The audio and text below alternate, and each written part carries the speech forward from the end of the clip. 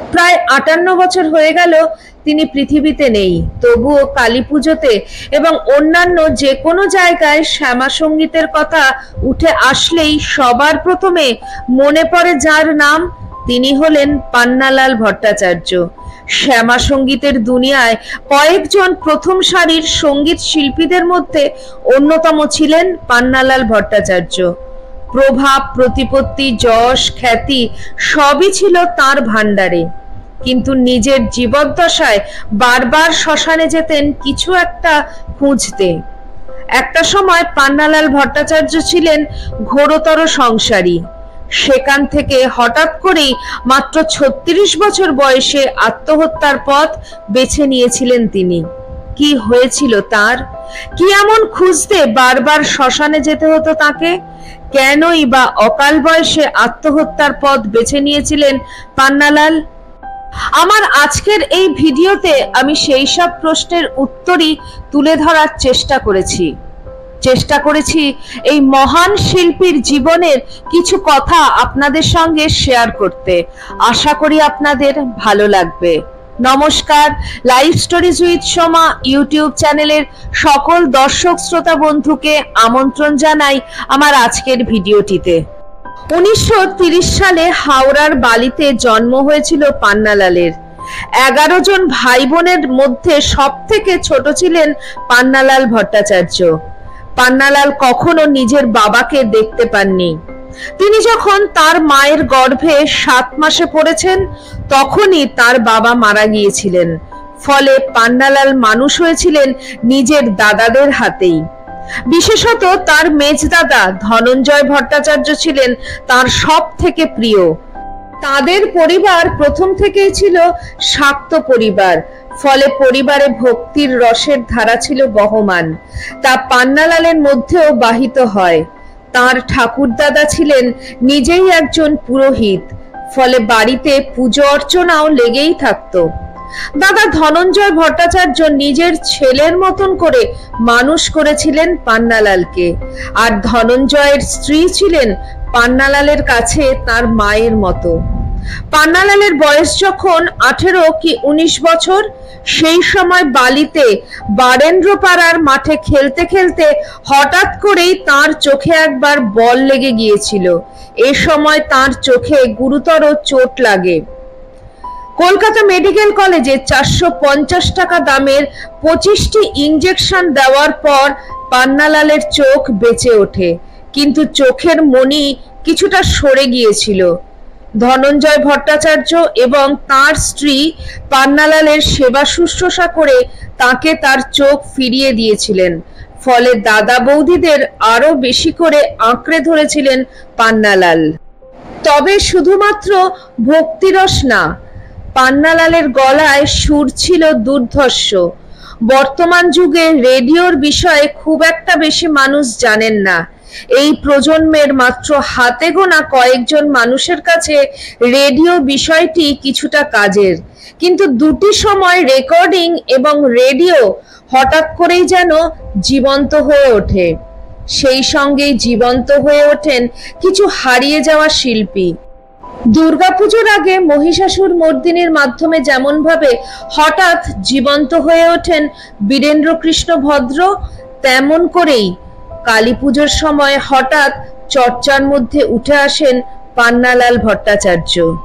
যুগের পর যুগ কেটে গেলেও পান্নালালের মতন শ্যামা সঙ্গীত গায়ক খুব কমই রয়েছেন। কিন্তু প্রথমেই যে তিনি শ্যামা সঙ্গীত গাইতে চেয়েছিলেন সেরকম কিন্তু নয়, বরং তিনি প্রথম থেকেই চেয়েছিলেন বাংলা সিনেমার নেপথ্য গায়ক হতে। আধুনিক গান গাওয়ার ইচ্ছা প্রবল ছিল পান্নালালের, কিন্তু সে সময় বাংলা আধুনিক গানের স্বর্ণযুগে রাজপাট ছিল শচীন দেববর্মন, মান্না দে, হেমন্ত মুখোপাধ্যায়দের হাতে। নতুন গায়কদের খুব একটা প্রয়োজনও ছিল না ইন্ডাস্ট্রিতে। ফলে আর বাংলা সিনেমার নেপথ্য গায়ক হয়ে ওঠা হলো না পান্নালাল ভট্টাচার্যের। কিন্তু ৫০-এর দশকে কে মল্লিক, ভবানী দাসের মতো কালজয়ী শ্যামা সঙ্গীত শিল্পীরা হারিয়ে যেতে শুরু করলে প্রয়োজন পড়তে থাকে নতুন শিল্পীদের।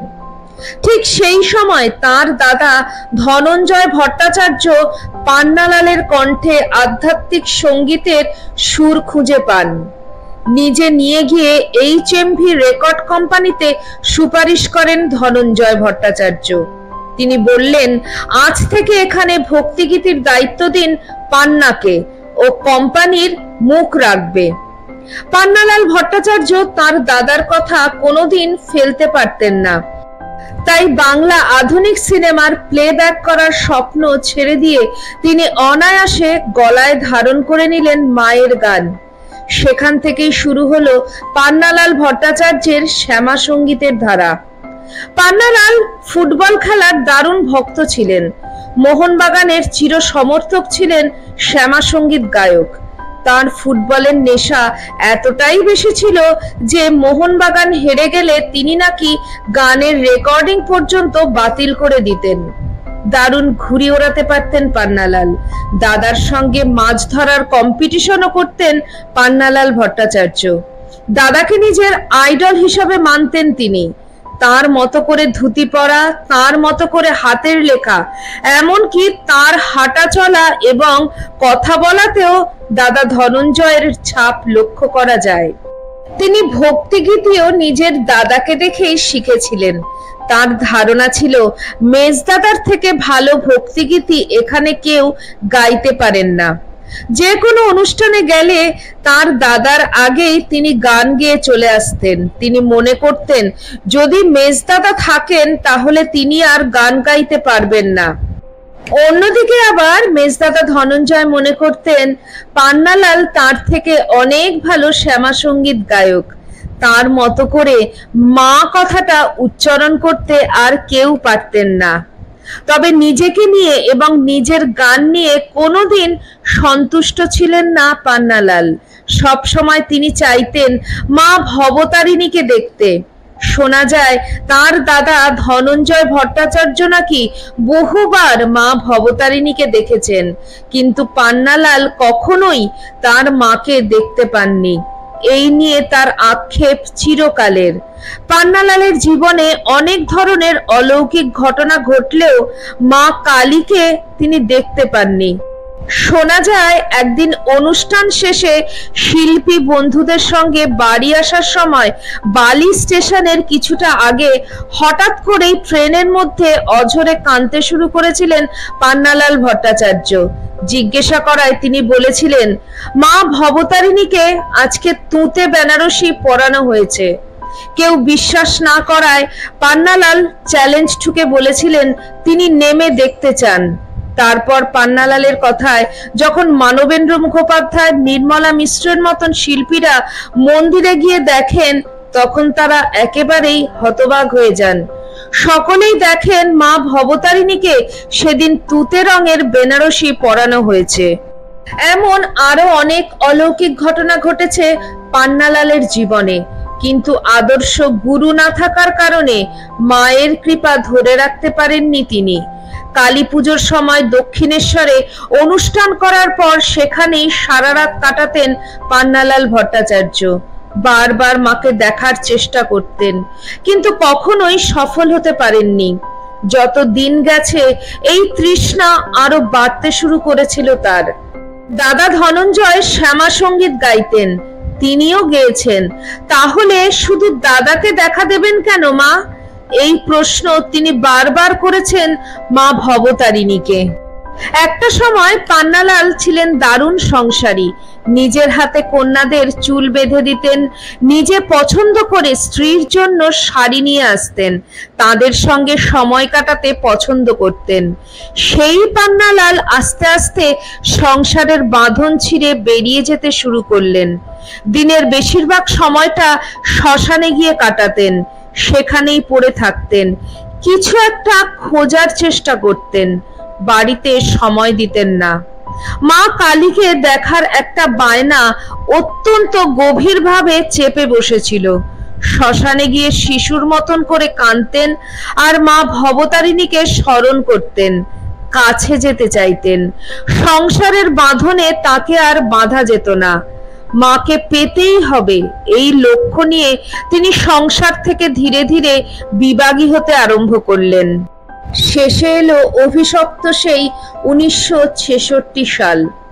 মাত্র 36 বছর বয়সে দেবী দর্শন করতে না পারার অবসাদ এবং অতৃপ্তি নিয়ে নিজেকে শেষ করে দিলেন পান্নালাল ভট্টাচার্য। হয়তো তিনি তার মা ভবতারিণীকে বলতে চেয়েছিলেন, যদি তিনি তার কাছে না আসেন তাহলে তিনি নিজেই তার কাছে যাবেন। হয়তো তাই নিজেই নিজেকে শেষ করে দিলেন অকালে।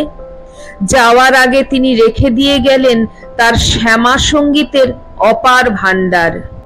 জীবনকালে মাত্র 36 বছর বয়সেই তিনি 36টি আধুনিক, 18টি রেকর্ড, 3টি বাংলা সিনেমার গান এবং 40টি শ্যামা সঙ্গীত রেকর্ড করেছেন।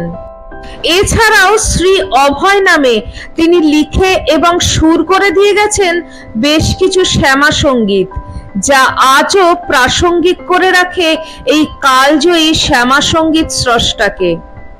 আমার সাধ না মিটিল, তিলেক দাঁড়াও ওরে সমন, ওপার আমায় হাতছানি দিয়ে ডাকে, এইসব গানের মাধ্যমে বারবার মা ভবতারিণীকেই খোঁজার চেষ্টা করেছিলেন পান্নালাল। নিজের জীবনের শেষ দিকে হয়তো তিনি মনে করেছিলেন যদি ওপারে যেতে পারেন তবেই নিজের মায়ের সঙ্গে দেখা করতে পারবেন। তাই তো নিজের শেষ রেকর্ড করা গানে পান্নালাল বলেছেন, অপার সংসার নাহি পারাবার, ভরসা শ্রীপদ সঙ্গের সম্পদ, বিপদে তারিণী করগ নিস্তার। এ ভব বন্ধন কর বিমোচন, মা বিনে তারিণী কারে দিব ভার। আজকে আমার ভিডিওতে এই সাধক শিল্পীর কথা আপনাদের সাথে শেয়ার করলাম। আপনাদের কেমন লাগলো অবশ্যই কমেন্ট সেকশনে কমেন্ট করে জানাবেন। সবাই ভালো থাকবেন, সুস্থ থাকবেন। আবার খুব শিগগিরই দেখা হচ্ছে আপনাদের সঙ্গে কোনো একটি নতুন ভিডিওতে। জয় মা ভবতারিণী, জয় ঠাকুর, জয় মা, জয় স্বামীজি।